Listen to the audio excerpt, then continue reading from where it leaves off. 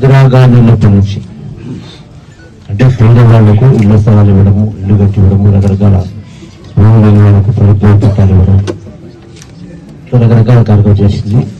ఇల్లు ఏదైతే కట్టుకోవడం మొదలు పెట్టలేదు వాటిని మార్చి ఇంకో వాళ్ళకి ఇవ్వాలని నేనేమంటాను. నా అభిప్రాయం, ఎప్పుడైతే ఇల్లు పేదవాళ్లకు మంజూరు ఇచ్చిన తర్వాత వాళ్ళకు అర్హత ఉన్న తర్వాత ఇల్లు మొదలు కావడం లేదు ఒక కారణం ఉంటుంది. ఏం కారణం అంటే ఆ బేస్మెంట్ కట్టుకోవడానికి కూడా డబ్బులు లేక ఊళ్ళో కట్టుకోవాలని వస్తుంటే వాళ్ళకి ఇల్లు ఎట్లా కట్టేయాలో మనం ఆలోచన చేసి వాళ్ళకి ఇల్లు కట్టేవాళ్ళు.